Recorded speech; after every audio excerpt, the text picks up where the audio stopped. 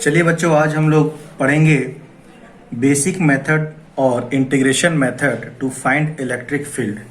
अभी तक हम लोग देखे थे इलेक्ट्रिक फील्ड निकाले थे किस मेथड से, गॉसियन सरफेस बना के गॉस लॉ लगाए, फिर हम लोग क्या निकाले, इलेक्ट्रिक फील्ड निकाले। ठीक, तो अभी हम लोग बेसिक मेथड से बनाएंगे, मतलब गॉस तो एक लॉ लगाए, एप्लीकेशन ऑफ गॉस लॉ से मुझे निकाले इलेक्ट्रिक फील्ड। तो बेसिक मेथड क्या होगा, बेसिक मेथड यानी कि इंटीग्रेशन मेथड से हम लोग कैसे निकालेंगे ये आपको जानना है। और अब हम लोग देखते हैं। तो बेसिकली इंटीग्रेशन मेथड से हम 4 टाइप के प्रॉब्लम्स का इलेक्ट्रिक फील्ड निकालेंगे। सबसे पहले electric field due to infinite long wire, जो हम लोग गॉस लॉ से बना चुके थे। दूसरा फाइनाइट रॉड के बारे में हम लोग देखेंगे।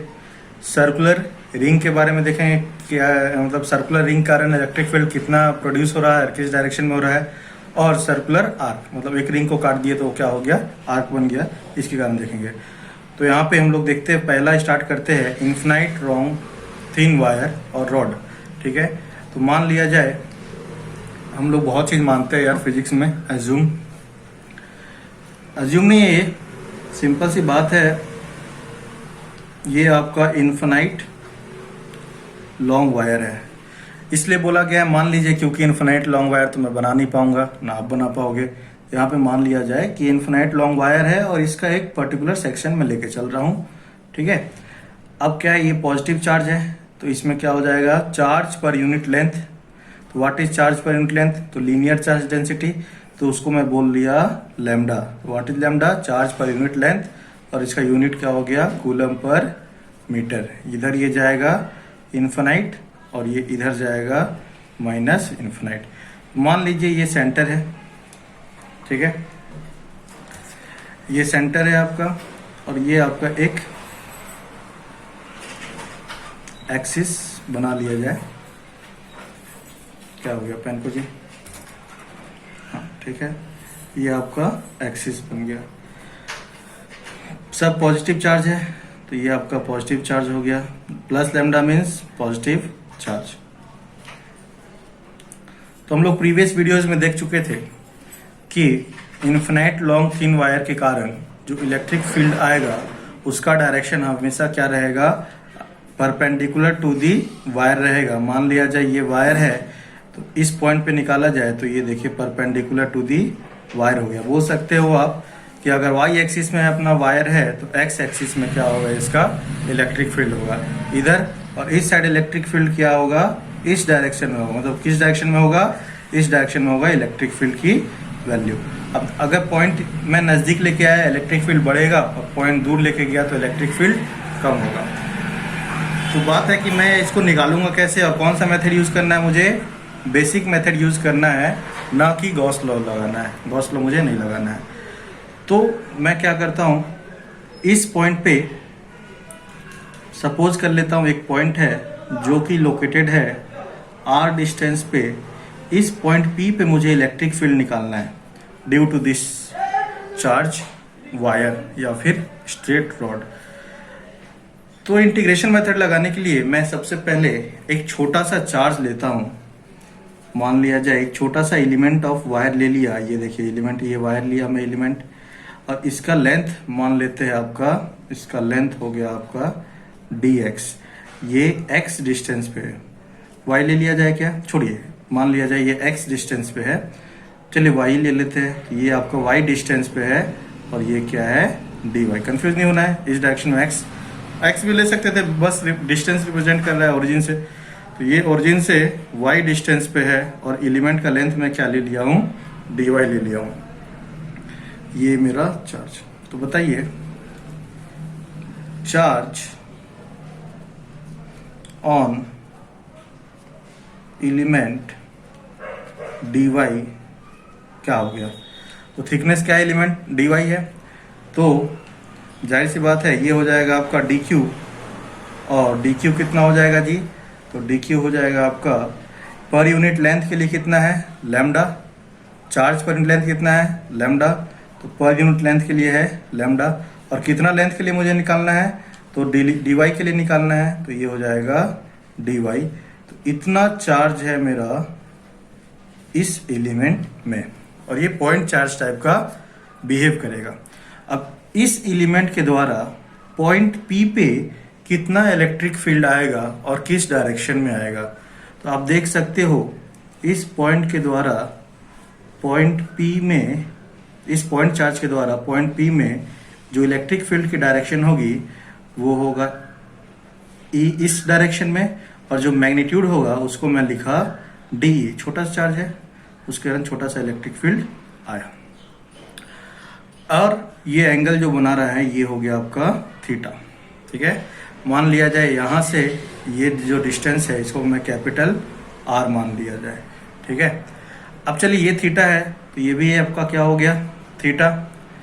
तो बेसिकली x डायरेक्शन में कौन सा कंपोनेंट आ रहा है, तो x डायरेक्शन में आपका कंपोनेंट आया DE का, क्या आया ये DE इंटू कॉस थीटा।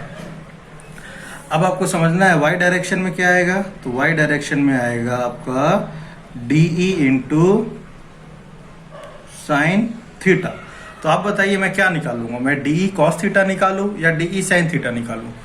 तो आपको पता है कि y डायरेक्शन में कभी भी इलेक्ट्रिक फील्ड नहीं आएगा, जो भी इलेक्ट्रिक फील्ड आएगा किस डायरेक्शन में आएगा, x डायरेक्शन में ही आएगा। प्रीवियस वीडियोस में हम देख चुके हैं ये जो DE साइन थीटा ये है इस डायरेक्शन में आ रहा है, और इधर सेम सिमेट्रिकल चार्ज लूंगा यहाँ पे, तो चार्ज यहाँ पे इलेक्ट्रिक फील्ड इस डायरेक्शन में आएगा, उसके कारण जो y कंपोनेंट होगा वो क्या हो जाएगा, कैंसिल आउट हो जाएगा। प्रीवियस वीडियोस में जब हम लोग गॉस लॉ में देखे थे तो इसके बारे में डिस्कस किए थे, तो आप वहाँ देख लीजिए, कंसेप्ट आपका क्लियर ही होगा, कोई दिक्कत नहीं है, टेंशन लेना नहीं है। तो ये जो मेरा बचा सिर्फ किस में बचा, x डायरेक्शन में इलेक्ट्रिक फील्ड बचा। तो यानी कि इस छोटे से एलिमेंट के कारण पॉइंट P पे जो इलेक्ट्रिक फील्ड आ रहा है वो इस डायरेक्शन में आ रहा है, और इसका कंपोनेंट जो आ रहा है DE cos थीटा आ रहा है। तो सिर्फ मैं x कंपोनेंट को देखूंगा क्योंकि हर एलिमेंट के कारण y कंपोनेंट क्या होगा, कैंसिल होगा। तो therefore first we will find the value of DE, what is small electric field at point P। its value will be K means constant, Coulomb's constant 1/4 pi epsilon naught into what is the charge, charge is your dq divided by distance between charge and point. Point P is here, charge is here. What is the distance? Distance is r, that is r square. Here I will write where K is equals to 1/4 pi epsilon naught and it is Coulomb's constant. So what is the value of dq? So dq value is lambda into dy, and see what is the value of r.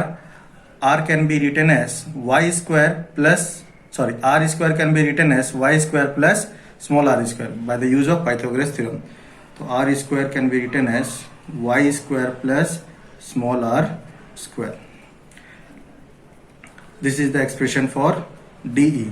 Now we need to find the value of DE cos theta. So DE cos theta will be K into lambda into dy by y square plus r square into cos theta. Now let us put the value of cos theta. What is the value of cos theta? So what is the expression of cos theta? See, this is theta. In this triangle cos theta will be base by radius, it will be K lambda dy y square plus r square. And what is the expression for cos theta? Cos theta will be base, this is r by capital R, r by capital R, and r by capital R can be written as K lambda dy y square plus r square into r, and this r can be written as under root y square plus r square. Therefore finally we can write DE cos theta is equals to K lambda r into dy divided by c. Its power is 1, its power is half, but they both will be multiplied and power will added together, which will result y square plus r square to the power 3/2. This is the expression for electric field due to point charge at point P in x direction. But we need to find the electric field due to whole wire at point P in x direction. This is the expression for only this elemental charge, but we need to find electric field due to complete wire which is infinite long. Now let us start. फिर से यहाँ पे आपका infinite rod बना दिया, ये point P है, ये DE और ये DE cos थीटा। तो मेरा क्या है एक्सप्रेशन DE cos थीटा का? तो जो DE cos थीटा का एक्सप्रेशन आया, DE cos थीटा का expression K lambda R dy by y square plus r square to the power 3/2, ये आया है एक्सप्रेशन। बात यहाँ पे है कि ये किसका एक्सप्रेशन आप फिर से जान लीजिए, ये एक्सप्रेशन है आपका ये छोटा सा एलिमेंट dy में जो चार्ज है उसके कारण पॉइंट P पे इलेक्ट्रिक फील्ड का एक्सप्रेशन है इन x डायरेक्शन। लेकिन मुझे ये अब देखिए ये पॉइंट चार्ज कहाँ से कहाँ तक है, ये पॉइंट चार्ज अगर आप देखोगे तो यहाँ भी रहेगा, ये पॉइंट चार्ज आपका यहाँ भी रहा, यहाँ भी रहा, हर जगह आपको पॉइंट चार्ज बनते बनते एक इन्फिनाइट लॉन्ग वायर बना है। अब देखिए ये जो लेंथ ऑफ वायर है वो इन्फिनाइट है, मैंने ओरिजिन इसको माना हूँ, तो यहाँ से यहाँ देखेंगे तो ये y जा रहा है, तो यहाँ dy, और इधर से y देखोगे तो ये नेगेटिव y जाएगा। तो y बेसिकली वेरी कहाँ से कहाँ करेगा कि पूरा लेंथ मेरा कवर हो जाए, तो y वेरी करेगा from minus infinity two plus infinity. देखिए y माइनस इन्फिनिटी और यहाँ पे जाएगा y प्लस इन्फिनिटी, तो इतना दूर y वेरी करेगा तो मेरा पूरा जो वायर होगा उसका लेंथ होगा कवर्ड हो जाएगा। तो चलिए यहाँ पे देखिए d cos theta equals to k lambda r dy by y square plus r square to the power 3/2।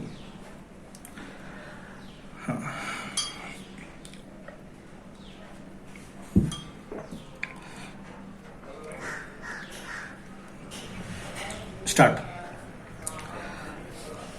अब ये जो है इसको मैं क्या करूंगा, इंटीग्रेट करूंगा। ये छोटा से चार्ज के लिए था, अब मुझे टोटल चार्ज के लिए चाहिए, तो मैं क्या किया, इसको इंटीग्रेट किया। तो इंटीग्रेट यही मेरा क्या हो जाएगा, मान लेते हैं DE x हो जाएगा, यही मेरा क्या हो गया DE x हो गया। तो मैं टोटल इलेक्ट्रिक फील्ड निकालने के लिए मैं क्या किया, DE x को इंटीग्रेट कर दिया k lambda r dy y square plus r square to the power 3/2। इसको मैं क्या करूंगा, ये DEX है, इसको मैं इंटीग्रेट किया, तो देखिए इंटीग्रेट करूंगा तो यहाँ पे वेरी क्या क्या कर रहा है। अगर पॉइंट P यहाँ रहता तो K फिक्स है, लेमडा फिक्स है, इसका ये R फिक्स है, वाई स्क्वायर देखिए y और dy ये वेरी कर रहा है। y कैसे है, छोटा सा एलिमेंट यहाँ लिया हूँ, लेकिन मेरे को पूरा एलिमेंट चार्ज के कारण इस पॉइंट पे निकालना था इलेक्ट्रिक फील्ड, तो मैं तो छोटा एलिमेंट लिया ना, मुझे तो पूरा एलिमेंट चाहिए, मतलब बहुत सारे एलिमेंट चाहिए जो मिलके वायर बना दे। तो y कहाँ से कहाँ वेरी कर रहा है, तो y वेरी कर रहा है मेरा माइनस इन्फिनिटी से प्लस इन्फिनिटी। तो ये जो एक्सप्रेशन है इसको मैं सॉल्व करूंगा तो मेरा net value of E in x direction आ जाएगा और वही आपका E रहेगा। तो इसको हम सॉल्व कैसे करेंगे, तो आप टेंशन मत लीजिए, आप लोग 12th में पढ़ोगे मैथ्स में इंटीग्रेशन कैसे करना है। अभी आप लोग नहीं जानते हो इंटीग्रेट करना, लेकिन मैं आपको कुछ कुछ बता देता हूँ जो हेल्पफुल होगा, यूजफुल होगा। इस टाइप का इंटीग्रेशन के लिए आपको अभी याद रखना है, फिलहाल के लिए आप रट लीजिए y square plus r square to the power 3/2 है, तो इसको आपको याद रखना है। अभी बाद में आप खुद जान जाओगे, डोंट वरी। मैं यहाँ पे इंटीग्रेट करने के लिए लेट ले लिया, let y is equals to r tan theta, बस आपको इतना याद देखना है, y equals to r tan theta. Differentiation आता है तो बताइए dy क्या हो जाएगा, तो dy बाई डी थीटा क्या हो जाएगा, r तो कांस्टेंट है, tan थीटा, तो tan थीटा क्या हो गया आपका सेक स्क्वायर थीटा। तो इसको मैं लिख सकता हूँ, मुझे सिर्फ dy की वैल्यू चाहिए, dy बाई डी थीटा की वैल्यू नहीं चाहिए, मुझे सिर्फ dy की वैल्यू चाहिए। तो जो dy हो गया ये हो गया r sec square theta d theta, ठीक है जी। अब देखिए यहाँ पे y वेरी कर रहा था माइनस इन्फिनिटी से प्लस इन्फिनिटी, क्या वेरी कर रहा था y, लेकिन मैंने क्या किया है y को एज्यूम कर लिया कुछ और, क्या मान लिया हूँ tan थीटा, और उसके कारण डी थीटा भी निकाल लिया। तो ध्यान से देखिए जब y वेरी कर रहा है, जब y है मेरा माइनस इन्फिनिटी, तो थीटा क्या होगा सोचना है अभी, और जब y है मेरा प्लस इन्फिनिटी तो थीटा क्या होगा। तो यहाँ पे देखिए y माइनस इन्फिनिटी से लेके प्लस इन्फिनिटी, तो हमको थीटा का लिमिट, क्योंकि हम y चेंज कर रहे हैं, मैं इंटीग्रेशन सॉल्व करने के लिए y क्या कर रहा हूँ, रिप्लेस कर रहा हूँ कोई और वेरिएबल में। वो वेरिएबल क्या है, टेन थीटा। तो यहाँ पे देखिए y जब माइनस थीटा है, सॉरी y जब माइनस इन्फिनिटी है तो थीटा क्या हो जाएगा, तो y माइनस इन्फिनिटी तो थीटा की वैल्यू हो जाएगी माइनस पाई बाई टू होगा। थीटा का वैल्यू क्या हो जाएगा, माइनस पाई बाई टू। और जब y आपका प्लस इन्फिनिटी है, देखिए y आपका क्या है, प्लस इन्फिनिटी, तो थीटा की वैल्यू क्या हो जाएगी, तो यहाँ पे प्लस इन्फिनिटी कब आता, जब थीटा मेरा पाई बाई टू हो जाता है, क्योंकि टेन पाई बाई टू क्या होता है, प्लस इन्फिनिटी होता है। तो यहाँ से मेरा जो, और ये डी ई एक्स जो हो गया, इसको मैं क्या करूँगा, इंटीग्रेट किया तो टोटल आ गया मेरा ई एक्स, इंटीग्रेट करके क्या बन गया ई, और ये जो बना ये आ गया मेरा k constant, lambda constant, r constant. अब डी वाई की जगह देखिए क्या लिख दिया मैं, तो डी वाई की जगह लिख दिया r sec square theta d theta by y square की जगह क्या किया, तो सब्स्टिट्यूट कर दिया हूँ वाई स्क्वायर की जगह r square tan square theta plus r square to the power 3/2। और लिमिट कहाँ से कहाँ तक है, यहाँ माइनस इन्फिनिटी था से प्लस इन्फिनिटी वाई के कारण, लेकिन अब थीटा आ गया है तो सेम लिमिट बनाएंगे अकॉर्डिंगली। तो यहाँ पे देखिए लिमिट बना दिया गया है, तो माइनस पाई बाई टू से लेके पाई बाई टू।